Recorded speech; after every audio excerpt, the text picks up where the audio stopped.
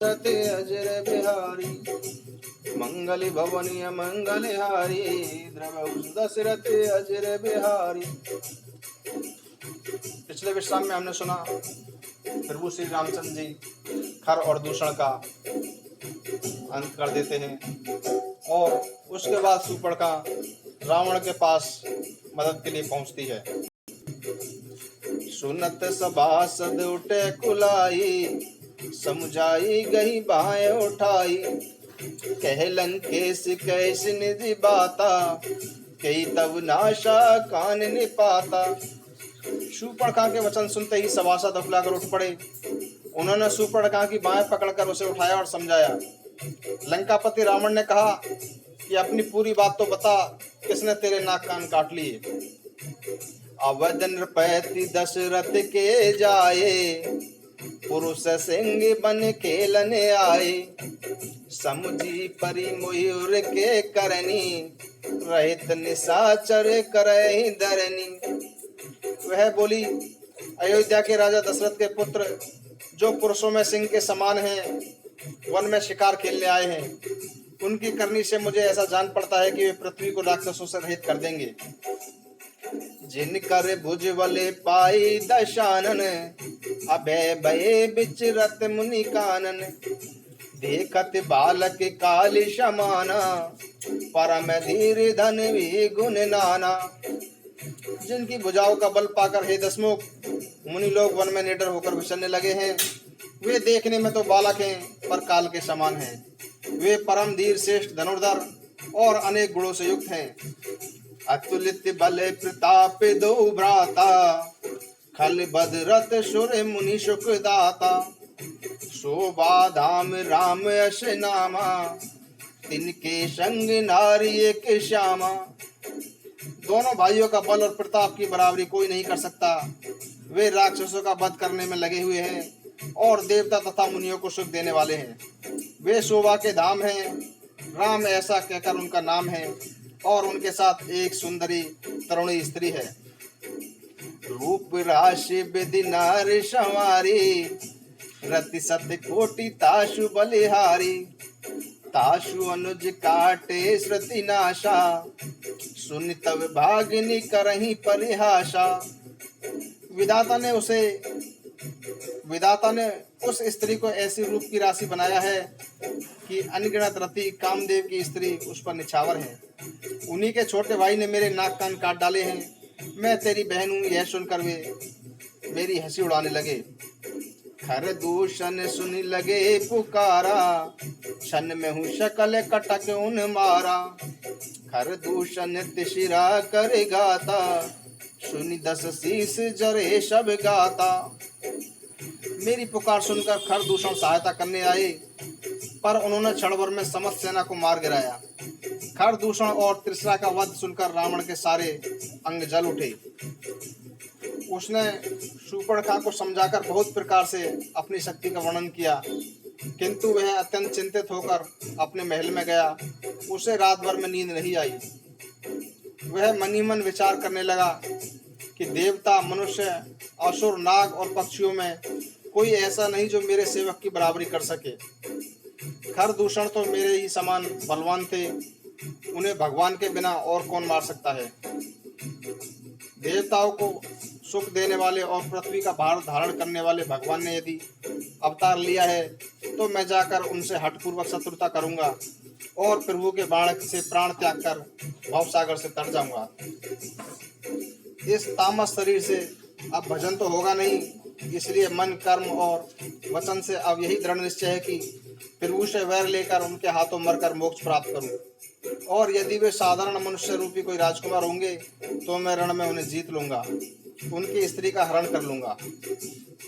चला अकेले जान चढ़ी तहवा बश मारीच सिंधु तट जहवा यहाँ राम में जस जुगति बनाई सुनहु उमा शो कथा सुहाई। यो विचार कर रावण रथ पर चढ़कर अकेला ही वहां चल दिया जहां समुद्र के तट पर मारीच रहता था। शिव जी कहते हैं कि हे पार्वती, यहाँ श्री रामचंद्र जी ने जैसी युक्ति बनाई वह सुंदर कथा सुनो। लक्ष्मण जी जब कंदमूल और फल लेने के लिए वन को चले गए।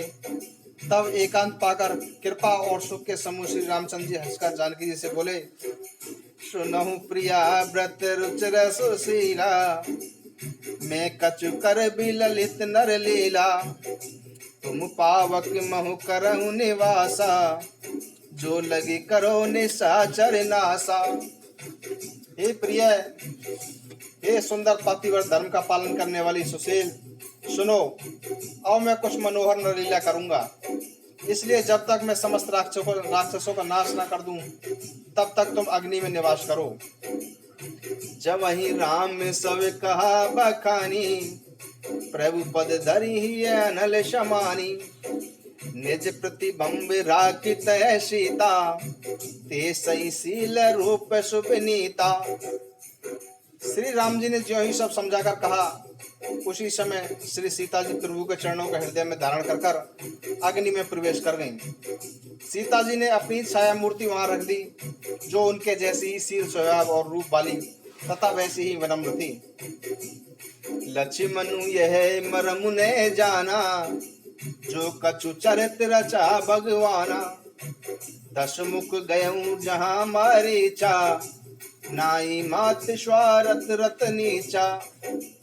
भगवान ने जो कुछ लीला रची, इस रहस्य को लक्ष्मण जी भी नहीं जान पाए। स्वार्थ परायण और नीच रावण वहां गया जहां मारिच था और उसको सिर झुकाया।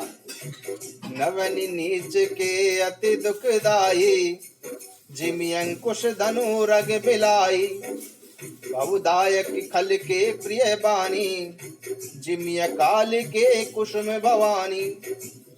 निकृष्ट का झुकना भी अत्यंत दुखदाई होता है, जैसे अंकुश, धनुष, सांप और बिल्ली का झुकना। हे भवानी, दुष्ट की मीठी वाणी भी डरावनी होती है, जैसे बिना ऋतु के फल। तब मारीच ने उसका सम्मान करके आदरपूर्वक बात पूछी कि हे तात, आपका मन किस कारण इतना व्यग्र है, आप अकेले क्यों आए हैं? दस मुख सकल कथा तही आगे, कही सहित अभिमान अभागे, ओहु कपट मृग तुम छलकारी, जय विदे हरि आन नृप नारी। अभागे रावण ने सारी कथा अभिमान सहित उसके सामने कह डाली और फिर कहा, तुम छल करने वाले कपट मृग बनो, जिस उपाय से मैं उस राजवधू का हरण कर लाऊं। ते पुनि कहा सुनहु दस सीसा, ते नर नूप चराचर ईसा, तासो तात बैरु नहीं कीजे, मारे मरई जियाए जीजे।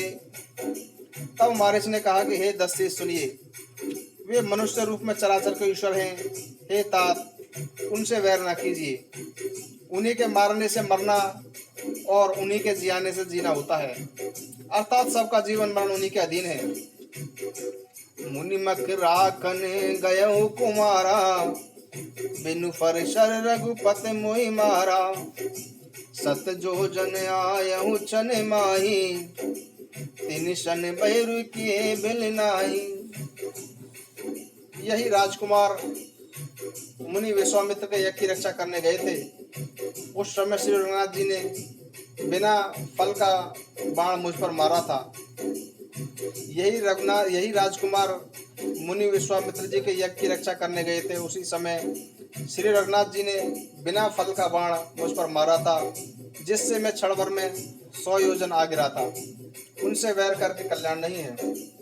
भई ममे कीट भृंग की नाई, जैते मैं देखूं दो भाई, जो नर तात तदपि अति शूरा, ते नहीं विरोधी ने आए ही पूरा।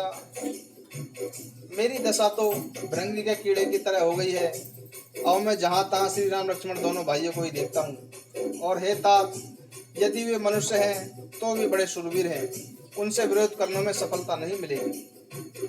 जिसने ताड़का और सुबाहु को मारकर शंकर जी का धनुष तोड़ दिया और खरदूषण और तीसरा जैसे वीरों का वध कर डाला, ऐसा प्रचंड बलि क्या मनुष्य हो सकता है? जहाँ भवन कुले कुशल विचारी, सुनत जरा दिशन बहुगारी, गुरुज में मूण करस मम बोधा, कहूँ जग मोहि समान को जोधा। अतः अपने कुल की भलाई सोचकर आप घर लौट जाइए। यह सुनकर रावण जल उठा और उसने बहुत सी गालियां दी। कहा कि हरे मूर्ख, तो गुरु की तरह मुझे उपदेश दे रहा है, बता तो संसार में मेरे समान योद्धा कौन है। तब मारिच हृदय नुमाना, न वही विरोध नहीं कल्याणा। शस्त्री मर में प्रभु सटे दनई, वेद बंदी कभी बानस गुनई। तब मारिच ने हृदय में अनुमान किया कि शस्त्र धारण करने वाला, वेद को जानने वाला, समर्थ स्वामी, मूर्ख, धनवान, वैद, भाट, कवि और रसोईया, इन 9 व्यक्तियों से विरोध करने में कल्याण नहीं होता। उभय भांति देखा निज मरना, तब ताकी श्री रघुनायक शरणा। उतरु तेत में ही बदवे अभागे, कशन मरो रघुपत सर लागे। जब मारिच ने दोनों प्रकार से अपना मरण ही देखा, तब उसने श्री रघुनाथ जी की शरण में जाने में ही कल्याण समझा। सोचा कि ना करते ही यह भागा मुझे मार डालेगा, फिर श्री रघुनाथ जी के वाण से ही क्यों ना मरूं। मंगल भवने मंगल हारी, द्रवसु दशरथ अजर बिहारी। मंगल भवने मंगल हारी, द्रवसु दशरथ अजर बिहारी। हरि कनंत हरि मंगल भवने मंगल